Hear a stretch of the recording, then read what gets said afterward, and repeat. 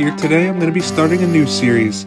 Each month at the beginning of the month, I'm going to review every game that I played in the previous month. And I'm going to start today with all the games that I beat in May of 2023, or at least played. The first game I beat was in early May, and it was Persona 5 Strikers. In my last video, I expressed my love for Persona 5, and I had to play this game. For added context, I played Persona 5 Royal earlier this year in January, and I absolutely loved it.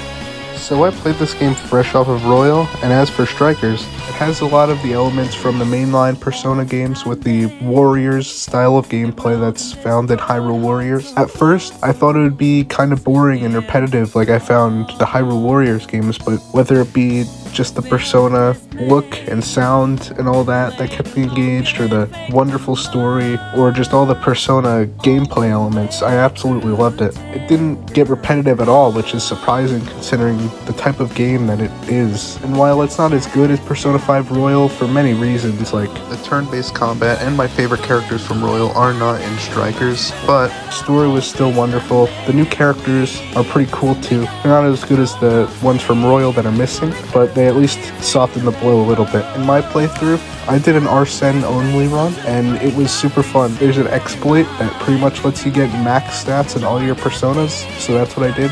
I used the starter persona, who's not very good, but I just maxed out all his stats, and he ended up being a beast. He is also really, really cool looking. He's the one that's in Smash Bros, if you can recognize him from that. Yeah, with Persona 5 Strikers, I'm feeling a strong 8 on this one. Call me Anthony Fantano for video games. The second game I played was Zero Time Dilemma for the 3DS. This is the third game in the Zero Escape series that brought us classics like 999 and Virtue's Last Reward. Now, for many reasons, I feel like this game is the weakest in the series, by far at that. I don't think it's necessarily a bad game, but it's flawed in many, many ways. Now, there's no issue with the escape rooms, which there's a lot less of in this game in comparison to Virtue's Last Reward, or the story, which is also very, very good in this game. The issue lies with how the game is structured with its visual novel sections.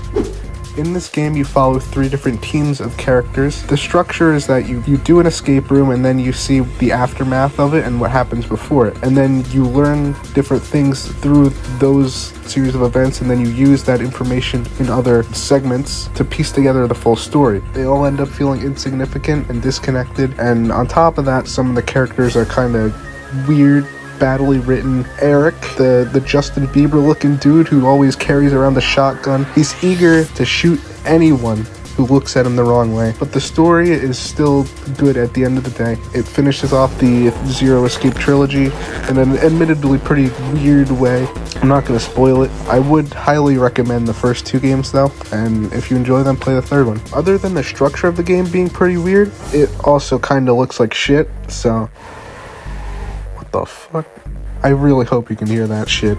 My brother has friends over. I just hear fucking screaming from the basement. Jesus Christ. But anyways, I'm feeling a decent to strong 6 on Zero Time Dilemma. And last, but certainly not least, is Zelda Tears of the Kingdom. Now, I haven't finished this game, but I feel like I have enough experience, enough game time to say for sure that it is absolutely a 10 out of 10 game. It takes an already perfect game in Breath of the Wild and just adds so much more content on top of it. The combat is so much fun. There's stuff at every little spot in this game's map, and there's nearly 3 full maps to explore. It is just insane. And I'm sure everyone watching this has already played the game. You know how good it is. It is probably the greatest game ever made. There's not much more I can say besides that. If you haven't played this game for some reason, please do it. It is so damn good. I hope I kept this video short enough. I'm probably going to continue this series each month because this was pretty fun to talk through. See you guys in the next video.